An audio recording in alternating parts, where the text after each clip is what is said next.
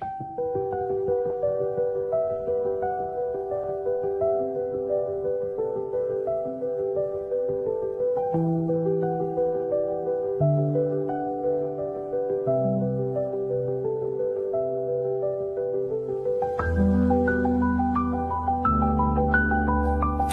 an earthworm woman. In the mornings, I fill my tanks by breathing the energy of the sea and tasting the power of the sun penetrating my skin.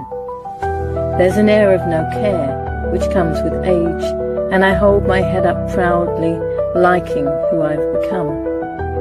I'm not afraid of smells, or dirt, or to walk barefoot across the stones. Sometimes I wade through the shallow water just to embrace its fluid element, my hair often crazy and loose, being pulled by and flying in the wind. I can be glamorous if I want to, although makeup was never my thing. And I've learnt that life is for living, not fearing, and so I absorb it like a sponge.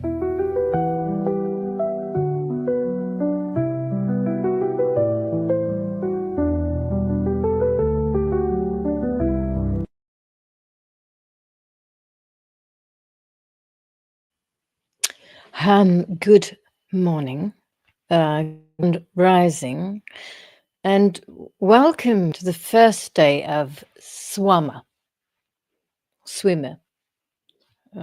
whatever it is to be summer, but it's more like winter. So maybe we'll get summer in winter. I'm just waiting here for my guest who's in hot country, honest. So I'm a little bit jealous. But so Mercy, I don't know why she's not here. She said she wanted to come in a bit earlier, so I'll just carry on and say to anyone who's watching, likely,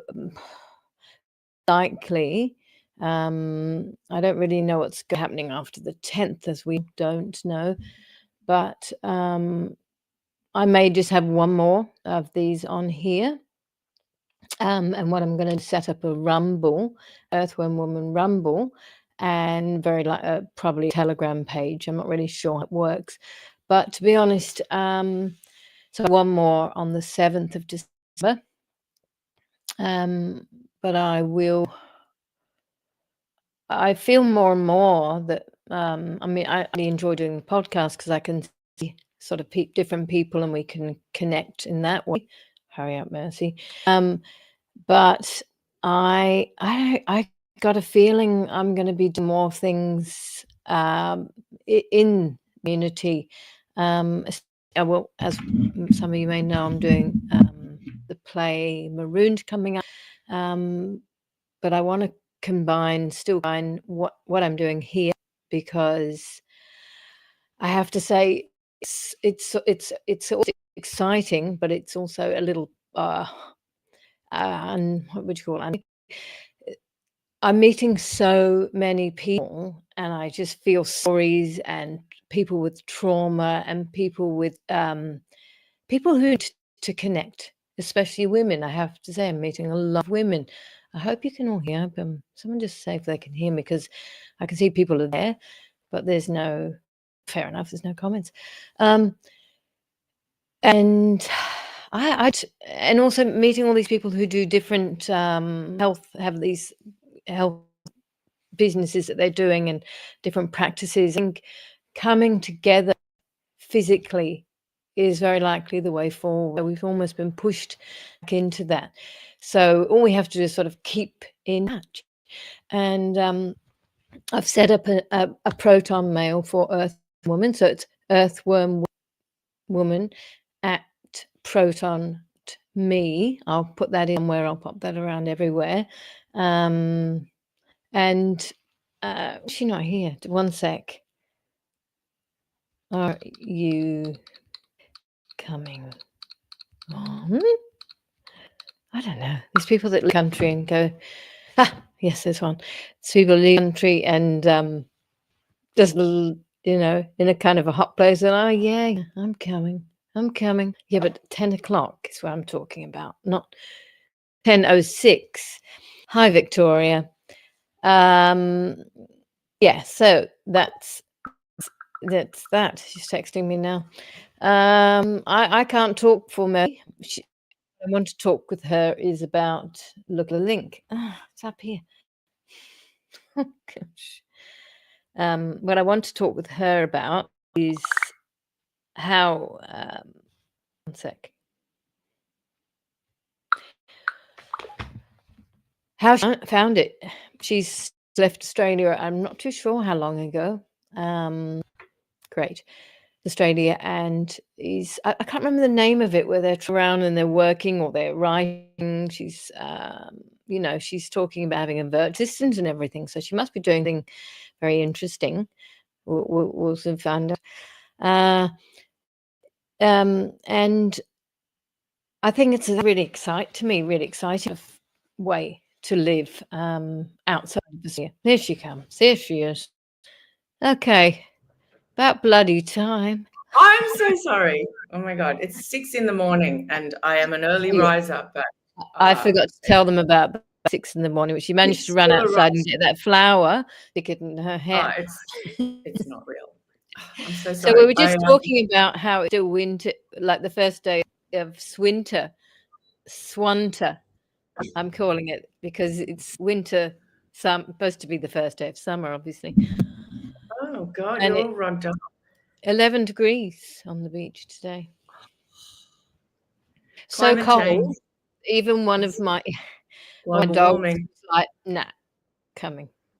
Just the big one, who's my dutiful boy. Iggy comes with me, but my little just like, nah. Not doing wind. Oh, well, oh God, and you still have to go because it's freezing. Well, I can't say the same about where I am. So just talking about roughly, you've been out of Australia for a while now, and Right.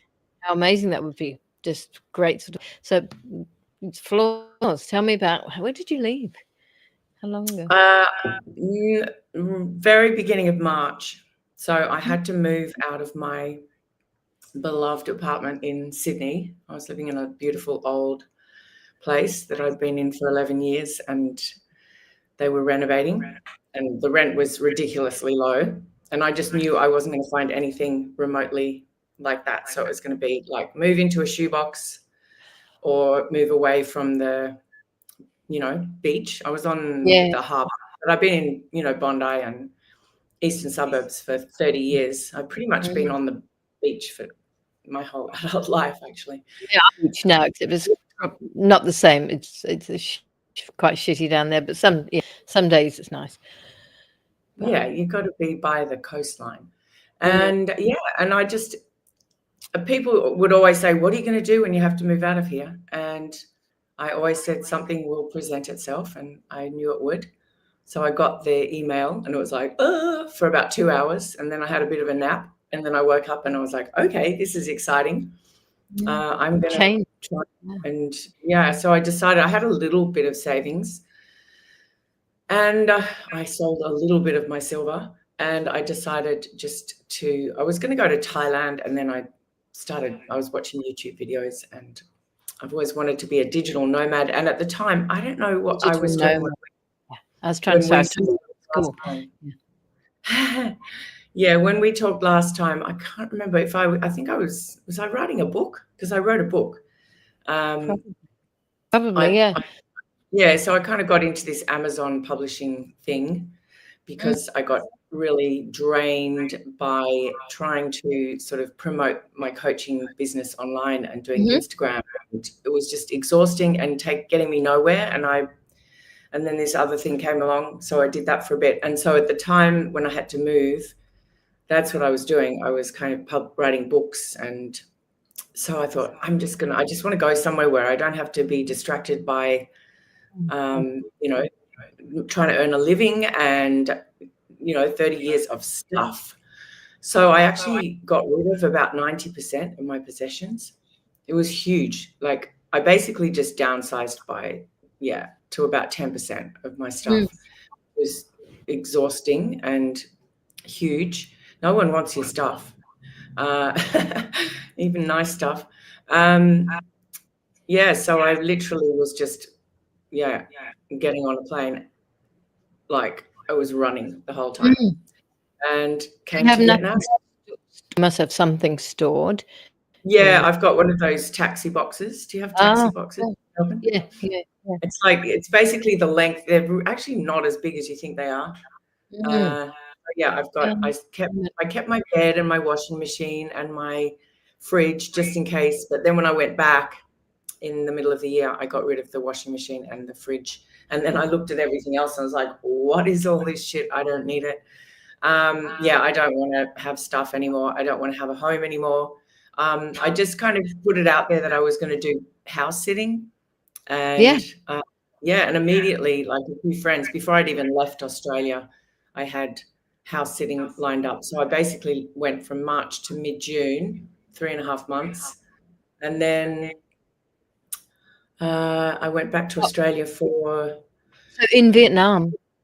Yeah, and then I went back for 3 months, looked after my friends' houses and pets for a few months as well, and even got paid quite well for one of those jobs. And actually, I came back to Vietnam because before I left, I was doing a bit of NDIS support work as well.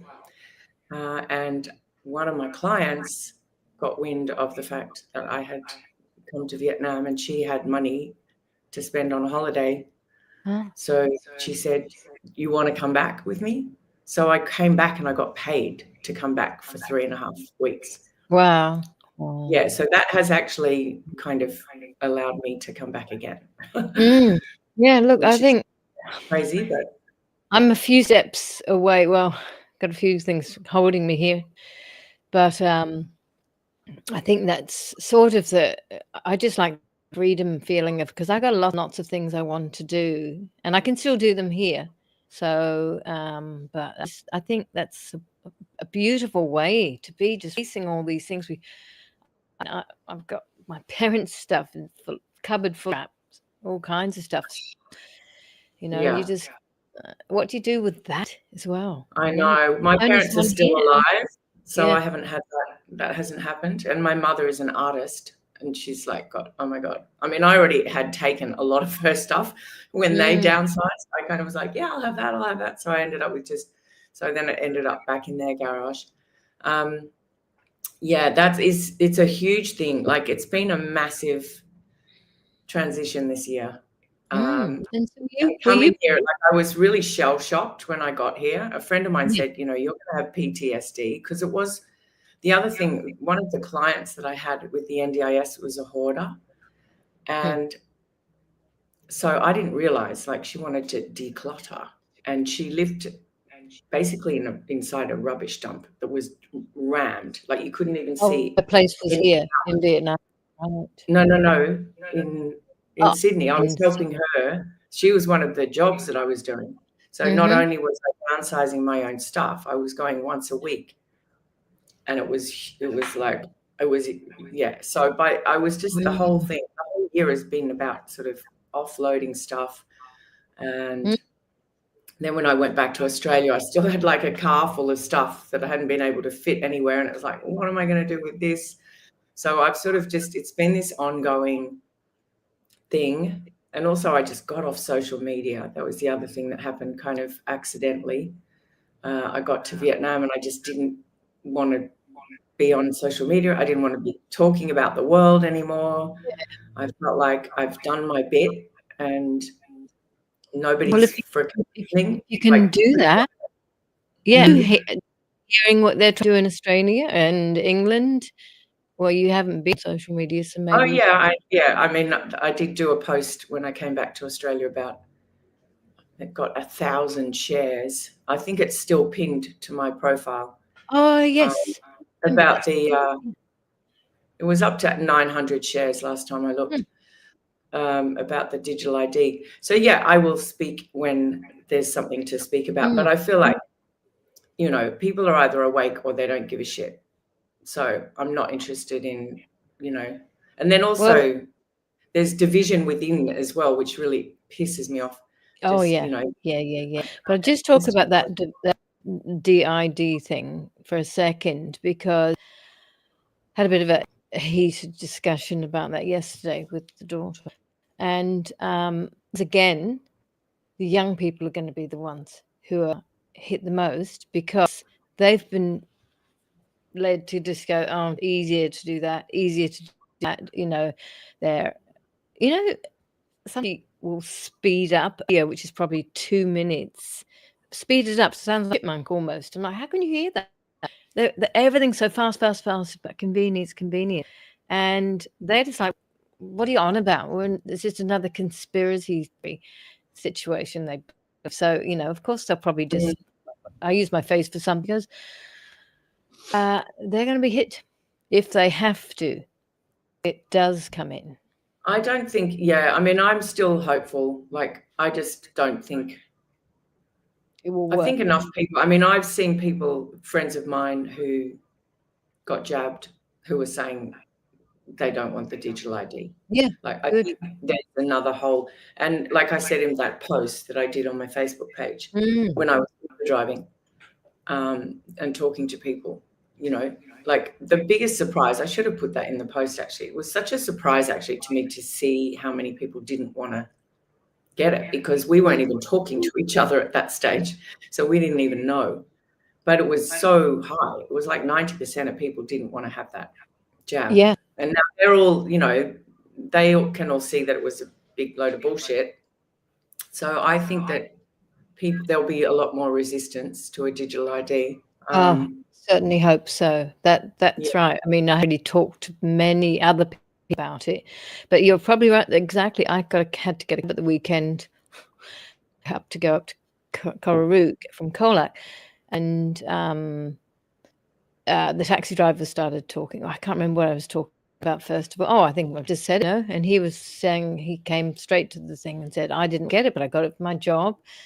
He seemed to know everything about this and this and this, and he was completely against the digital ID. Yeah. Yes, I think if they had thought then, no, all of that would have stopped, in the beginning with the jabs, as we know. People go, huh? No, I'm not taking that. That's what we have to do this time round for sure. Yeah. Yeah. Well, I'm sort of just trying to disappear altogether. So, because I had a PO box, and so then that was sort of expiring around the time that I was leaving. And then when I got here, I swapped my SIM card for a Vietnamese SIM, and then a cleaner cleaned away my Vodafone SIM card. It was in a little bag in my hotel room. And so I didn't have a phone, and I couldn't get verification codes. I mean, it was a little bit of a nightmare in some regards. But when I came back to Australia, I had this big row with Vodafone, who wouldn't even let me log into my account until I took my plan off hold. I'd already spent like 5 hours arguing with them from Vietnam. Anyway, long story short, I ended up changing my phone number as well. So my phone never rings. I have no address. You've lost all your contacts then? No, I've got all my contacts, and still people can like my family. I'm on WhatsApp with everyone when they come in. It's so good. Like, I mean, my phone was always on silent anyway, but now no one even tries to ring me. And people who are, chasing me for different things can't find me. So I'm sort of like, Christine, that's really great. She's talking about it being, I don't believe it's true. Anyway, so just going back to you. Oh, I didn't see whatever that comment was. How many people are on, by the way? I can't see that. At the moment, on this particular one, 61, but then there's about 5 or 6 other streams. They could all have, a lot of people go to Rumble. Yeah, exactly, Jan.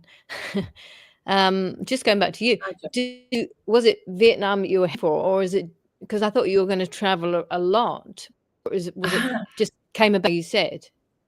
Vietnam? So initially I knew I was going to go to Da Nang. So I watched loads of people on YouTube, and I saw an interview with somebody who'd spent years in Thailand, and now he'd come to Vietnam, and he was living in Da Nang, which is a city in the middle of Vietnam on the sea, but right sort of bang smack.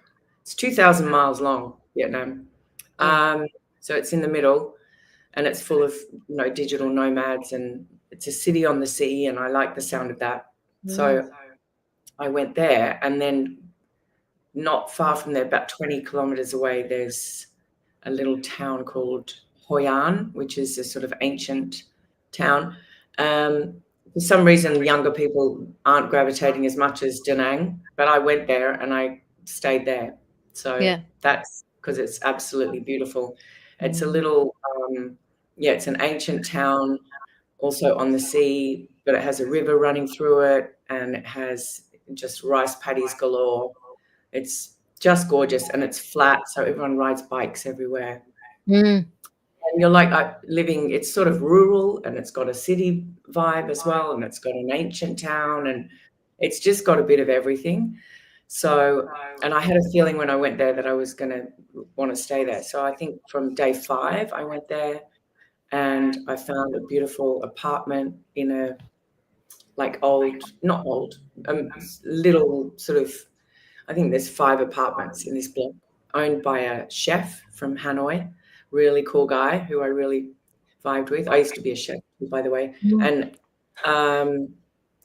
so I moved in there, and I had this incredible view of rice paddies. It was just one room with a little kitchen in the corner and a washing machine. And it was and a huge balcony. And I was just looking over rice paddies, and then fish farms beyond that, and coconut palms, and it was just heaven. I was honestly so blissed out, like, so much of the time. Wow! And do they speak English, or you have to speak Vietnamese? They what? The English. How do you communicate? With Google, I'm afraid. Google Translate. Yeah, no, they don't. A few people speak English, but not great English. So there's this fantastic app, which is Google, unfortunately.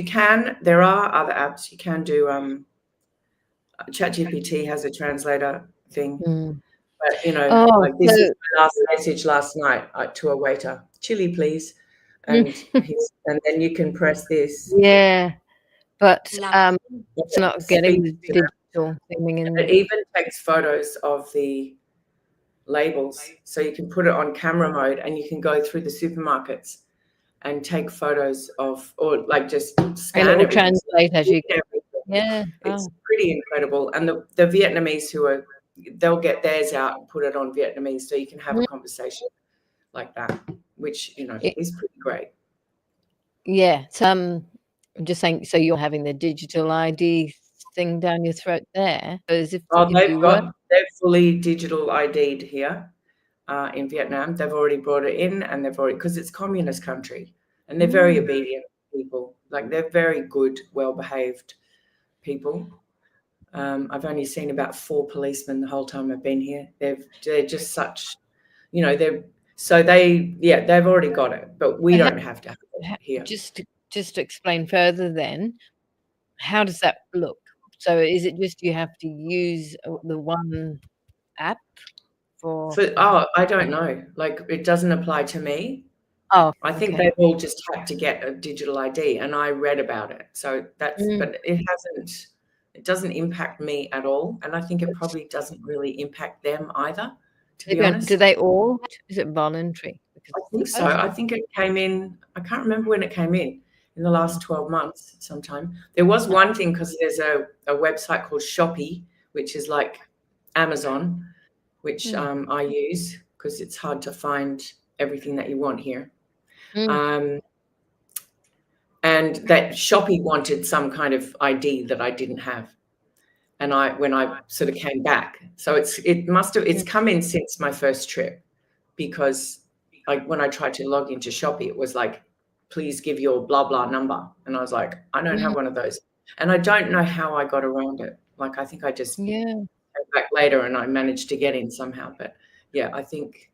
So I'm stupidly with the Commonwealth Bank for things, and I've got to close it. But I tried to keep trying to get in on normal way with my email and everything, and it just keeps telling I have to go and check with the app. So they want me to. Yes, I'm going to go to bank. And get yourself a regional bank account. Yeah, I don't do apps. Anyway, so you're in and tell me about what you're starting with your other.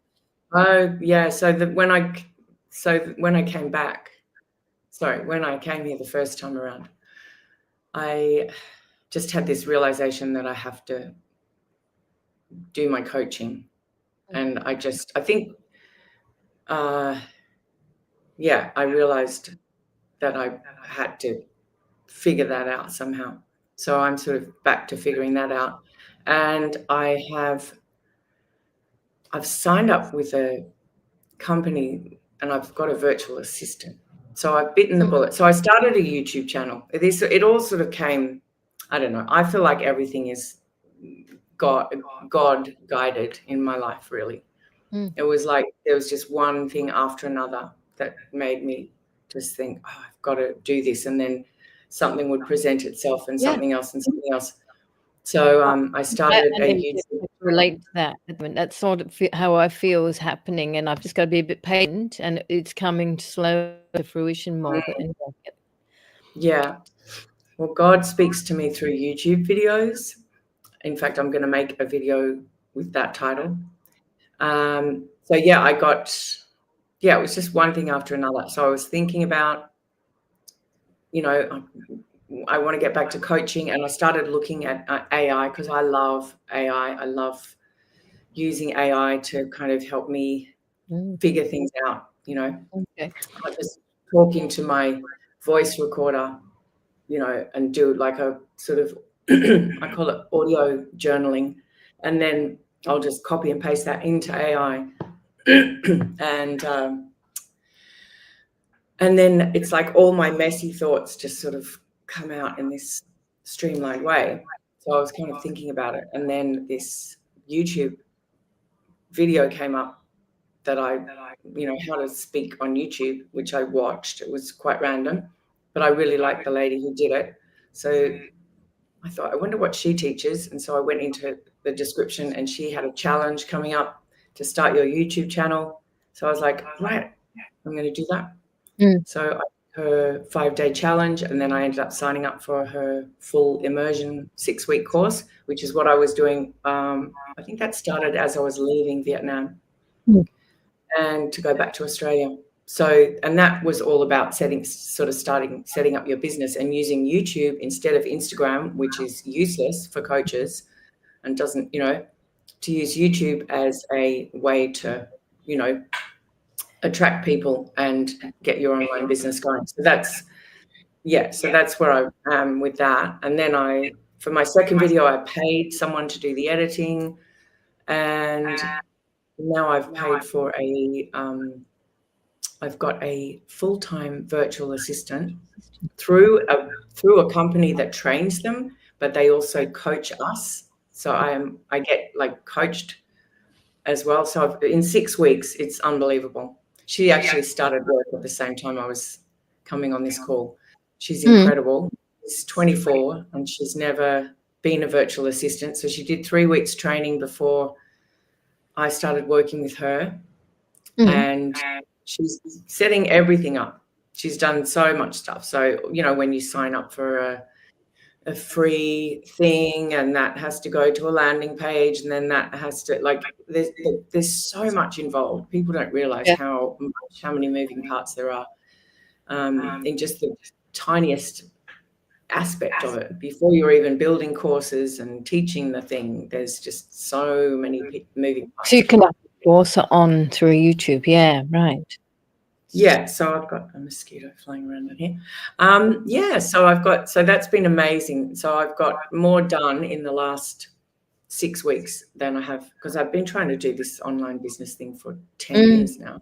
So I was a meditation teacher before, and I've kind of had stabs at it, and it's like, it's just too much. I never get everything set up. I never get all the emails that have to go out to people automated, and I never, you're doing social media on 4 different platforms. You have to be a designer, you have to be a photographer, you have to be a videographer, you have to be like, that's the business side, not even what you're trying to teach. So what's the next about YouTube? that? So people can look. Sorry? What's the name of the YouTube? People can. Oh, it's just my name, Mercy Wolf. Oh. And I still only have 2 videos, but I've spent the last 3 days trying to edit my own video, which is called Why I Drink the Tap Water in Vietnam, because I've got a filter. But I've actually just decided to give it back to my the guy that edited my last one. So Okay. he's going to, because I got totally stitched up by this editing program that wouldn't let me do what I wanted to do. So, Yeah, editing is something I've always, because these are all the little things. If you can do those kind of jobs, or if you're getting someone else to do it, I'd like to be able to do it myself, because I won't edit. I'm making a feature film. Of next year, I'm going to make Wound, which is currently as a play, into a feature film, and that way I can take it further. And wow, just, it's my thing. it's amazing. There in front of me. It's got to happen. And then I've got several other things after that I want to do. But the time, I don't know how sometimes time just goes, and you think, oh, I always have to say to myself, what have I achieved today? Come on, what have you achieved? But now You always have achieved more than you realize. Yeah, yeah. That's the thing. But the problem is that we want to do more than we can. Like, I always have 3 or 4 things on my list every day, and I'm lucky if I get through one of them, You haven't got many distractions, I suppose, you've had in Sydney. Yeah, well, I don't have to earn money, and I don't have a house full of crap and that I'm trying to clean. So that really helps. Like, I'm not even cooking my own food now. I was now then. You're in a house. Sorry? Your house sitting over there now? No, I'm in a hotel. Do you want to see where I am? I'm in a $24 a night room. Look, this is my $24. Look at that. Wow. And that's the sea just right there. I don't know if you can see that, but that's the sea. Yep. So, and it's, yeah. So Swimmable? Yeah. It's swimmable, the sea. And there's amazing restaurant right next door. There's an amazing massage place across the road. The massages are $10. And which area are you in now? Oh, okay. So it's a little town called Muine. So actually this time I came back for 2 months, and I'm going back for Christmas, and then I'll probably just come back again next year. I was going to say, so how do you go for an Australian or English as well? But how do you you have to leaving visa wise? Sorry. Or whatever? They just give you a visa. You get 3-month visas, unless your trip is less. So, like, if you put the dates of your trip, then they'll give you the dates. And sometimes not quite, which I found out the first time the hard way, and ended up accidentally overstaying my visa. They're quite tricky because they get a lot of people. They trip a lot of people up here, and then you have to pay backsheesh to get out of. So that's happened to me.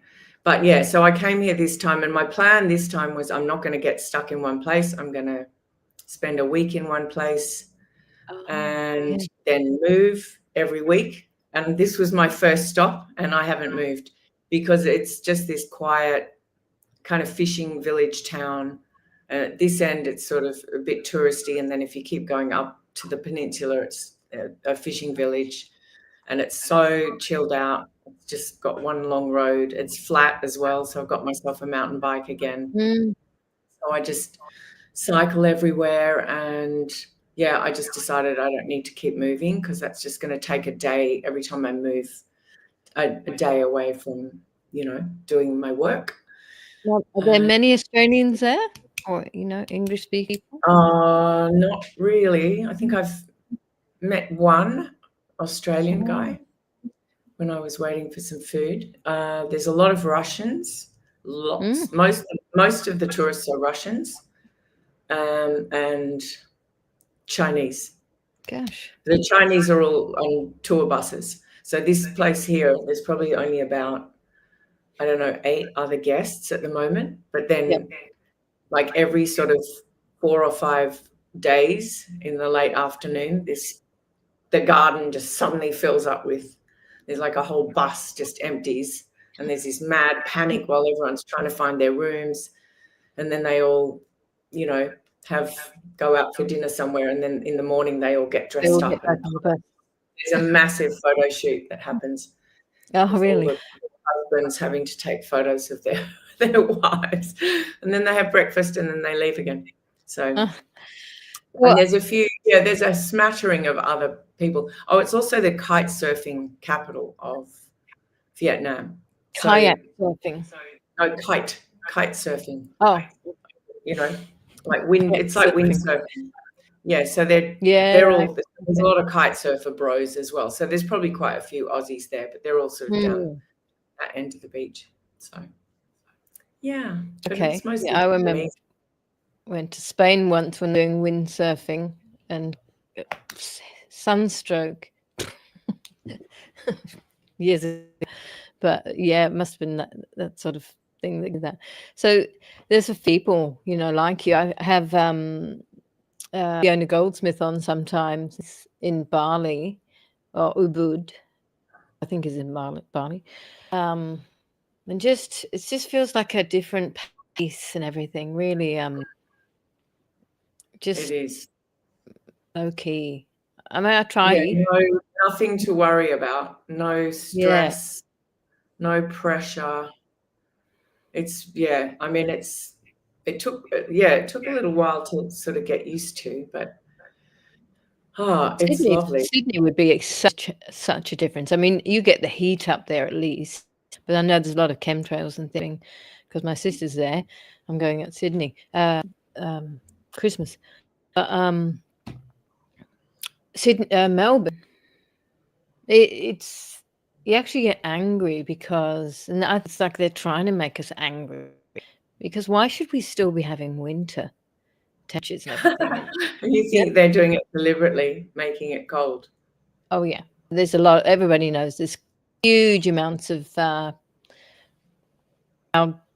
seeding. You want to call it geoengineering happening, and we hear the planes. You see the sky, then you see the lines, and then it's just this cloud cap.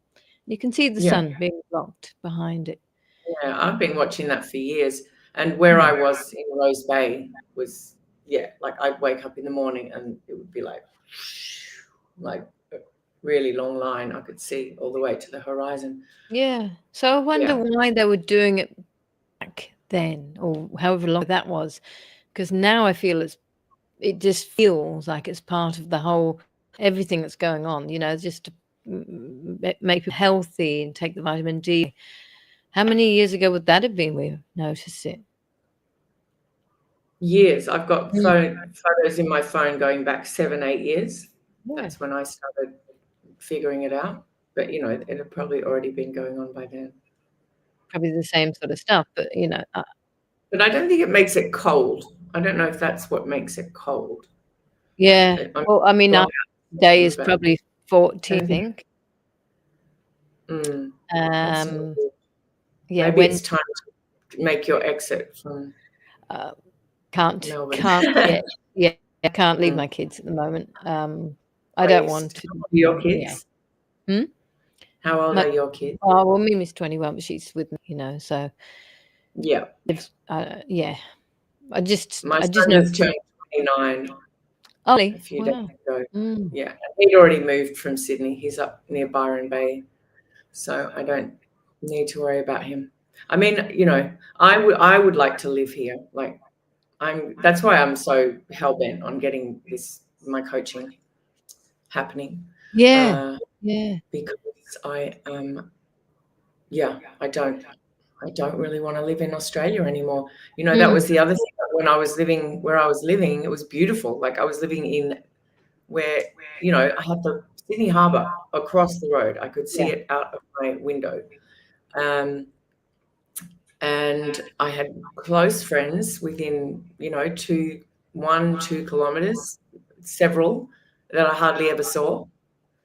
You know, we'd sort of message each other, and then, you know, like one of my closest friends, I probably only saw her once every 6 months, which is crazy. She's living 2 kilometers away. Wow. Yeah, no, why am I living in a city? Yeah.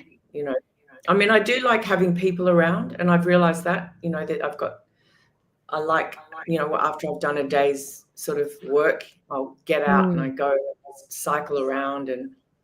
But when I was back in Sydney in the middle of winter, after being here, it just felt so boring. It was winter, it was cold. I was looking after my friend's dog and taking the dog for walks. And it was like, where is everyone? Like, there's just nobody around. Boring, yeah. Everyone's inside their houses, inside their cars. You can't see inside the cars because they're all tinted.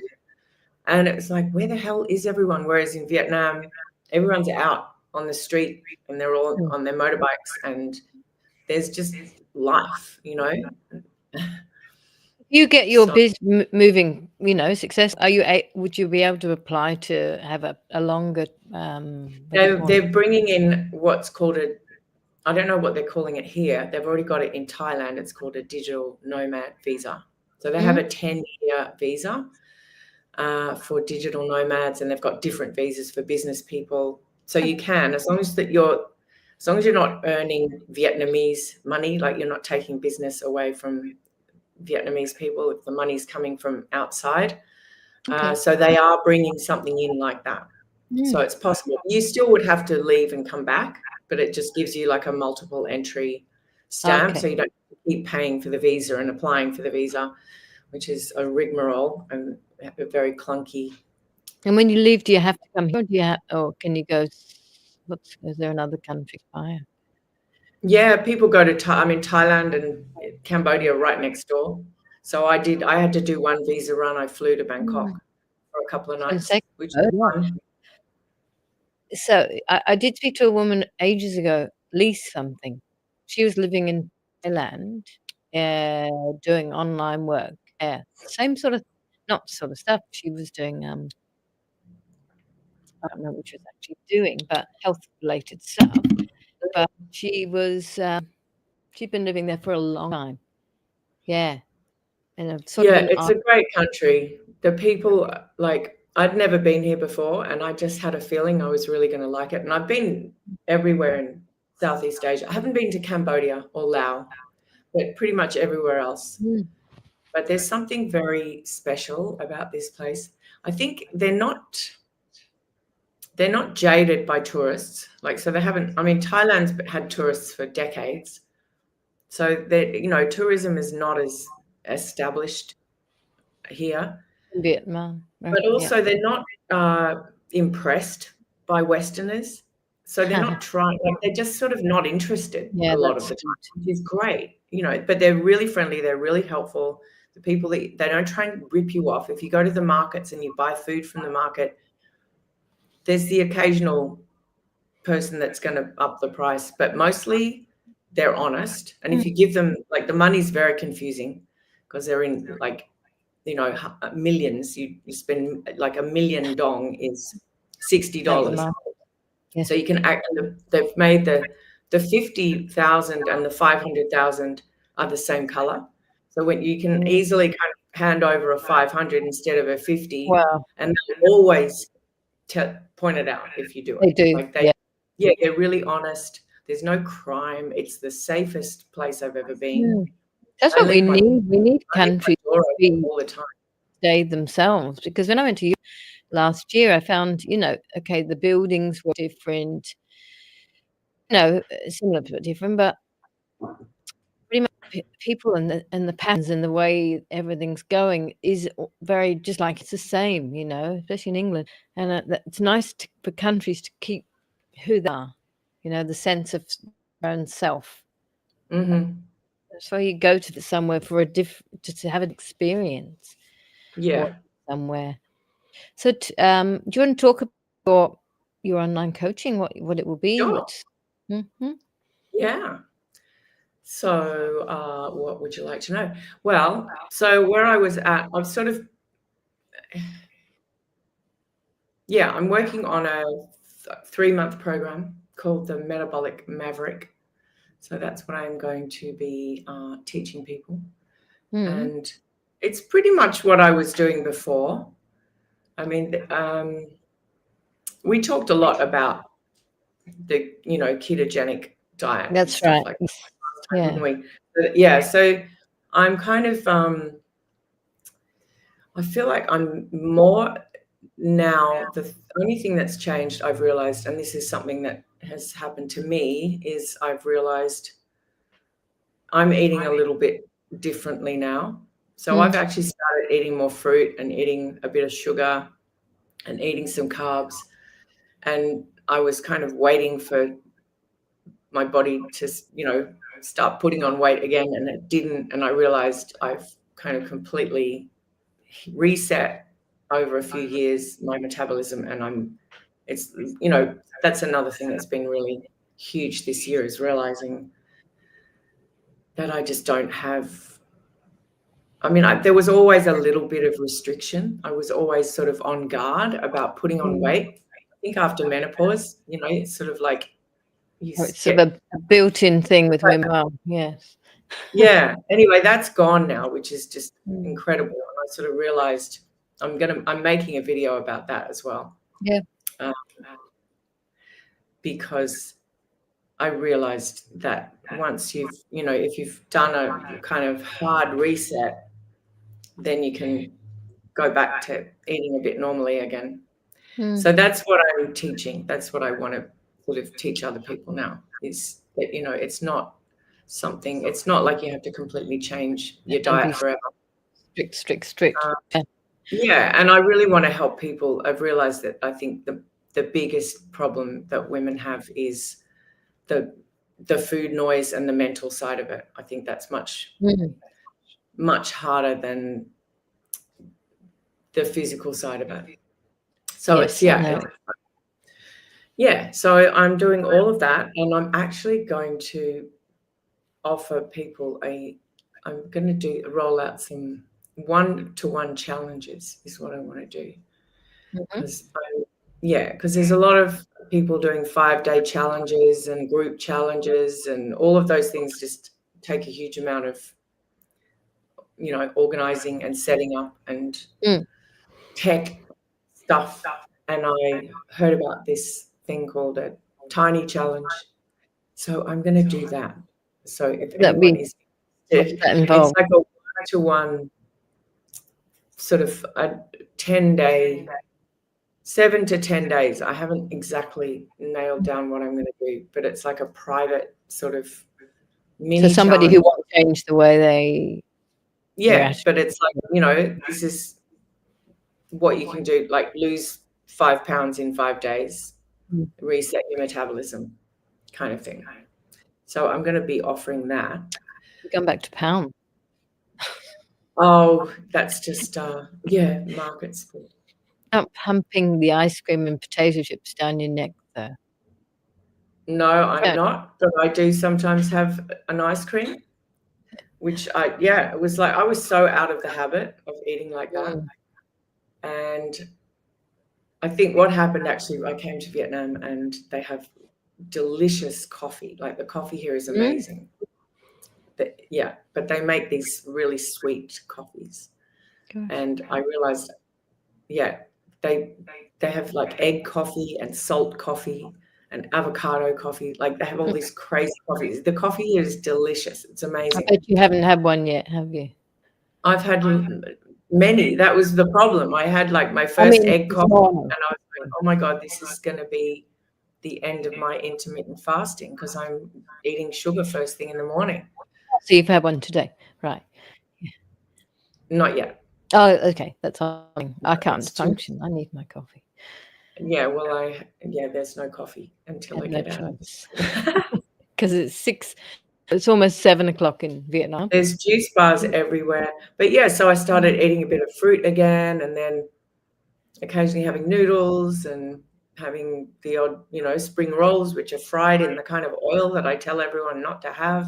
And then I was just like, when's this going to impact my body? And it just didn't. So, that's where I'm going with this. Well, people should look out for that. So it's under your name, Mercy Wolf, on YouTube. I actually have an earthwormwoman YouTube, and we'll see how I can get into it, because I've streams right now on YouTube as well, hopefully. Well, I see how can give you a link if anyone wants to. If anyone's interested in doing my little 5-day if you put it challenge, in is it chat, private it's going to chat, be I'll put it in. free. So I'm only going to take 3 people, and it's for me to kind of, test this out and help people. But obviously, if they make progress, then there will be an offer at the other end of it. So it's for people. I'm looking for people Vietnam.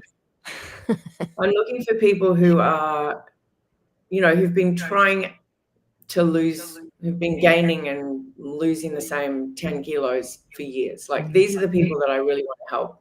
And they're the people who I have helped.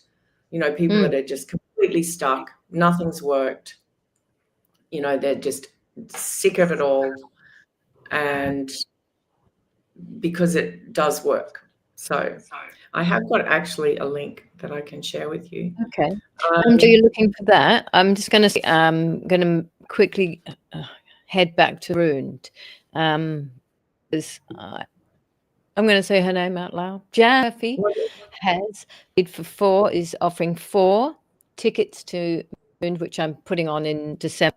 Just while you're doing that, December the 12th and 13th in Corarook. So I would love to give those away to anybody that's nearby, if you're in Geelong, or if you know anyone in that area, or if you feel like a couple of hour trip to Corarook. It really literally is a straight line. It's only 2 hours, and you can stay up there or you can drive back the same time. So on the 12th, it's in the evening at 7:30, and on the 13th, it's at 11 in the morning. So you could actually get up really early, come and see it, and drive some lunch at the bistro and come and drive back. You could. So 4 lucky people, 4 lucky people, free tickets if you want them. Please just email me or message in here. I'm going to go to the chat. Earthwormwoman at proton.me is my new email. Copy this link. I've just put a link in our chat there. Going over there. Hang on a second. It's going over. No, that's not for you. I was hoping that you could share that. I am. I'm just. Did doing you just click on it to see where it goes? I think it just goes to my calendar. So if anyone wants to book a old style metabolic breakthrough session, and we can have a chat about, and so that's a free session to, figure out what what's blocking your metabolism. What's your biggest problem? Unfortunately, the airfares aren't included, Victoria. Yeah. Anyway, so we're talking about 2 different things here. So this is Mercy. Don't go to that one. That's the YouTube. Go to this one and check it out. Yeah. She's doing very, very brave to do what you're, not necessarily this because that's for you, but actually going, I'm going to take myself off. I'm going to take myself to another country, not talk about things like that, but actually do. I've always done crazy things like that. I moved to America when I was 24 with 1 bag and a one-way ticket. I went to New York. Yeah. So kind of in my blood, really. I just, it doesn't feel brave to me at all. It feels like when I was younger, I was the same. And I went like across the world by myself. It was, different. But said that's it. I'm leaving. I'm moving. Well, first time I came to Australia, and then I went back to England myself. But now you got the kind of been staying in one place a long time. It is kind of a thing. Yeah. Yeah. No, I just want to live here. I mean, I don't know what the future holds really, because my parents are still alive, but they're in their mid to late 80s now. So who knows what's going to happen, but I just want this freedom, really. That's what it's all about. And that actually is where I've gone with my whole program as well. It's like the ultimate goal for women is freedom, I think. Just to help people break free from all the restriction around food and the noise around food and just the constant burden of, you know, thinking about being careful about what you eat all the time, all that stuff. That's, you know, so it's all about freedom. My 3 pillars are food, fitness, and freedom. So that's what I'm teaching. That's so interesting, because you know, I think a lot of people a lot of women mostly, as talked about at the beginning, and I feel really strongly about helping women.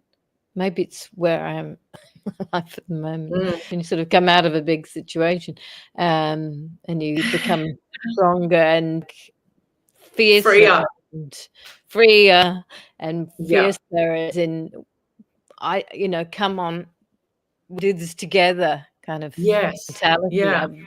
Come on, girls, women. I'm really pulling a lot of these times, but not in that way, you know. And I've also realized that, you know, like, so I've just had so many sort of downloads this year as well, because I'm 63 now.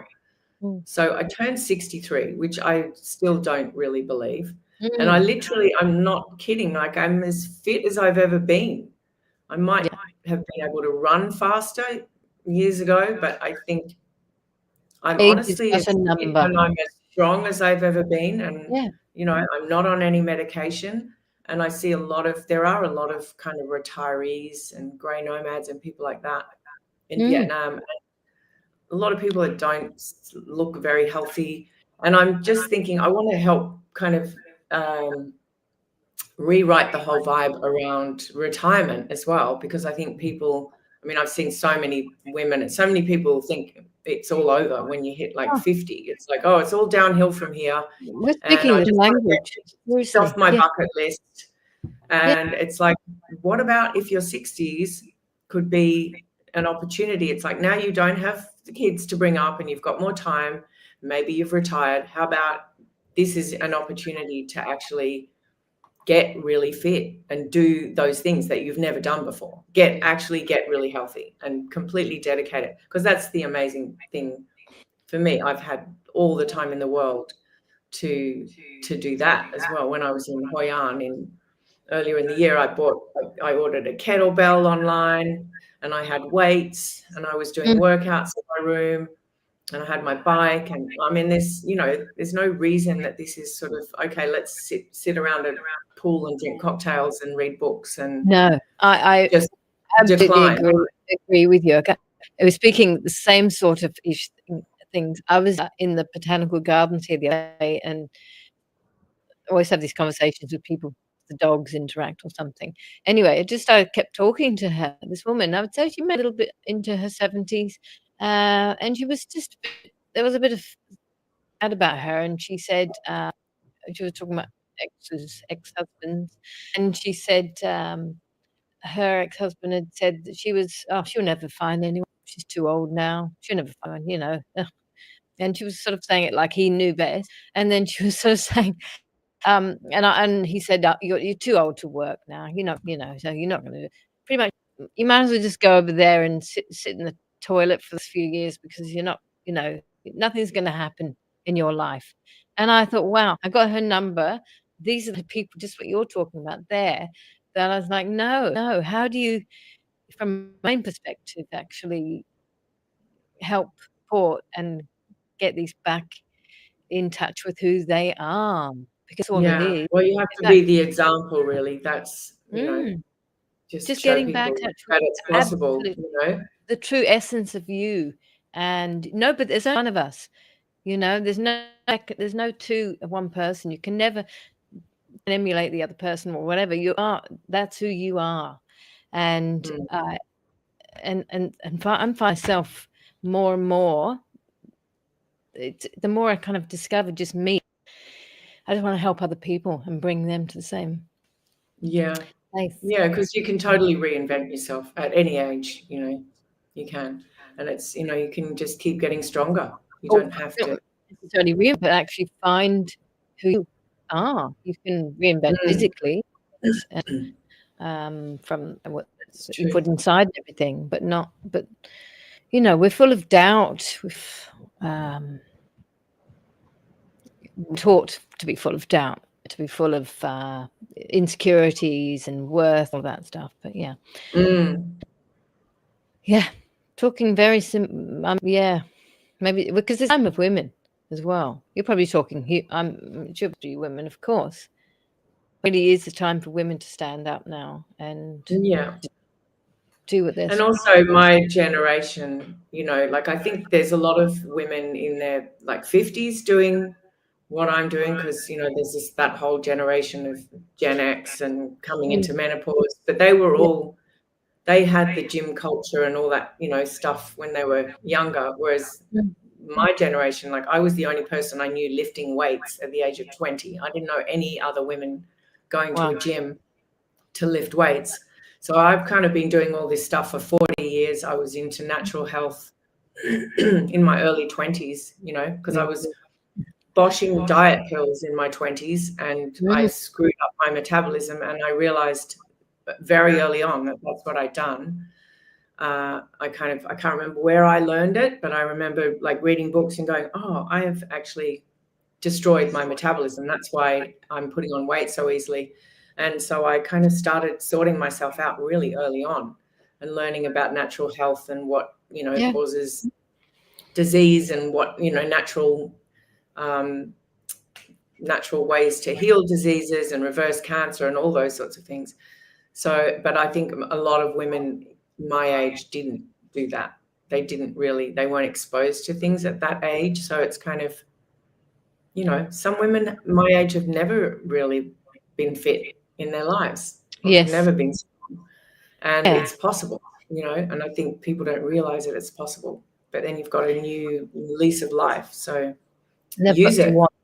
As well, though, because a lot of people, I did a PT course ago, and there's one thing I took out of it. I remember 10% of the population just will naturally have fitness and things.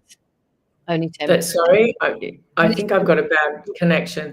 10% of the population. Only 10% of the population will just, it's an automatic thing to do fitness type things. The others have to be pushed, or, I've got to do it. Yeah.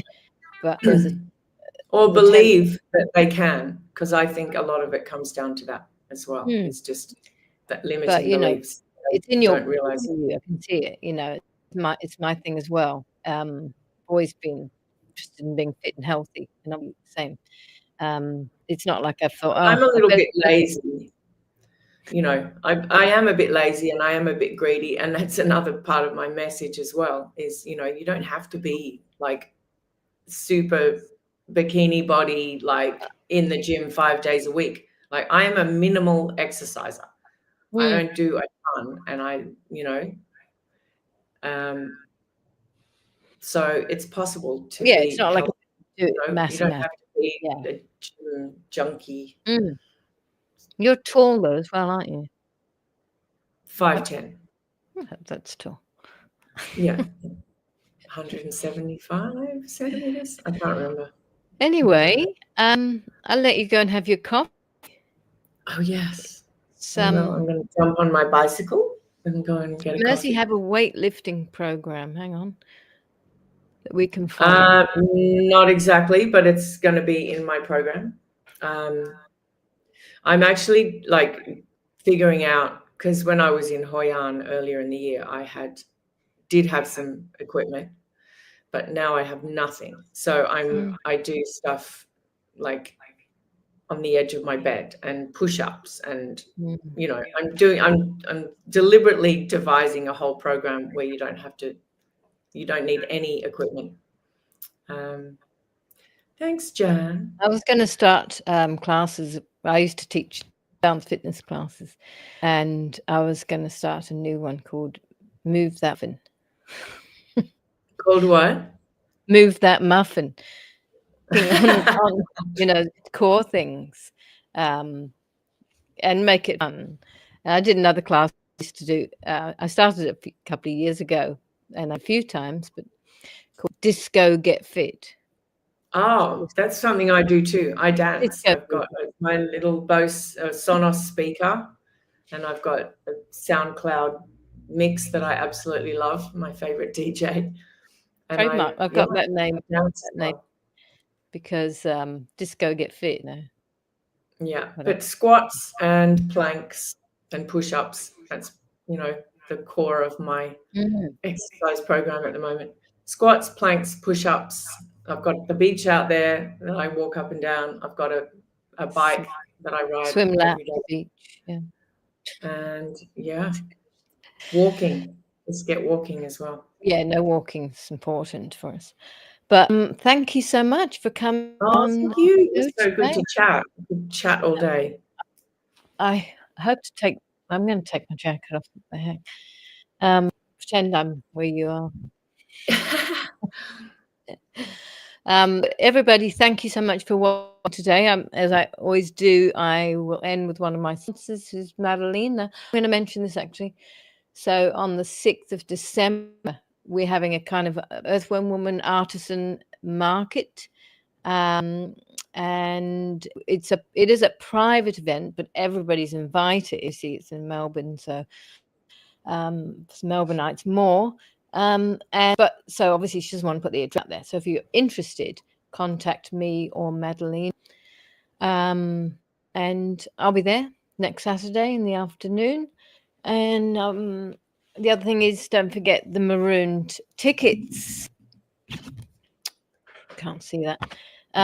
So with that as well, and put in $50 at the bistro. So not only do you get 4 tickets, and you can share that money, or we can all share it, whatever. But no, whoever gets the tickets will share that. At the bistro, 13th. Nobody's taking. I'm repeating it. It's like unless bus conductors, repeats the same thing over and over. Okay, shut up now. Over and out. Whatever you say in Vietnam, say goodbye in Vietnam. I don't actually even know how you say goodbye in Vietnamese. Vietnamese is the hardest language. I've learned about 5 phrases. I always learn how to say hello and delicious and thank you and please. And I actually don't know how you say goodbye. Well, that's. But Xin Chao is good day. So. Okay, Xin Chao. And thank you much for coming on. And her YouTube's. And we'll I should. Yeah. So should I send you a link to YouTube? It's just Mercy Wolf on YouTube. Yeah, and I put the other one. Yeah, I've got a couple of videos there. My last video was about Ozempic and how to avoid Ozempic. And my water one is coming soon, which is how to avoid bottled water in Asia, which I think is pretty genius. I've got a little water filter that I bring with me, and I filter my own water. It's that big, and I don't need to drink tap water. Wow. I mean, I don't need to drink bottled water. But if anyone wants to, you can reach out to me on Facebook as well. Send me a message in Messenger if you want to know any more. And the link is there to book a free session with me. Let's talk about if you're having problems with your metabolism and stubborn weight and all of those things. We can have a chat. Stubborn weight. Okay. See you then. Bye-bye. Bye. I am not just a product made to satisfy the pocket, nor do I require the same fame others seek. I desire your heart, the passions that make you a woman, any woman, every woman. My scents are a representation of purpose, courage, confidence, each botanical ingredient a praise of thanksgiving and self-care. The way I feel upon your flesh, a comfort of nourishment, as I feed dehydrated and depleted layers of skin, bursting for a new life of regrowth and youthfulness. If I stir your soul with each application, let it be known that you, too, are an intimate duet woman.